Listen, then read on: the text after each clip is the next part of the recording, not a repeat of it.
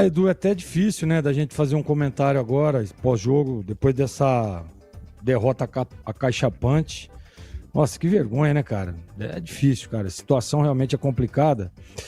Eu só espero que essa derrota, que é uma derrota emblemática, dá pra dizer assim, uma derrota gigante, que os caras comecem a se mexer, né, cara? Porque não, quando a gente acha que chegou no fim do poço, o buraco é bem mais embaixo, né?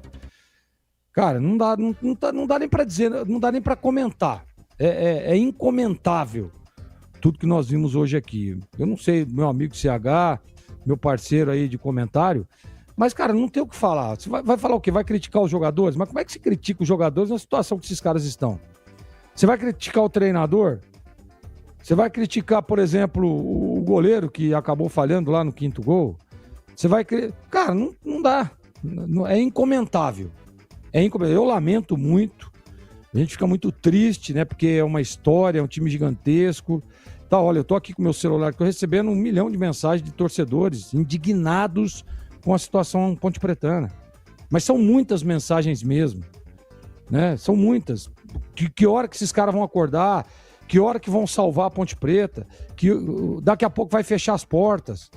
Aonde já se viu um time centenário com toda a história que tem a Ponte fechar as portas? Cara, é realmente preocupante. Eu lamento muito essa derrota.